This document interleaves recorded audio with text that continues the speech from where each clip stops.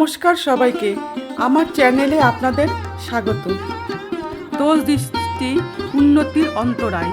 যদি উন্নত হইতে চাও, দোষ দৃষ্টিকে চিরদিনের মতো বিদায় দাও।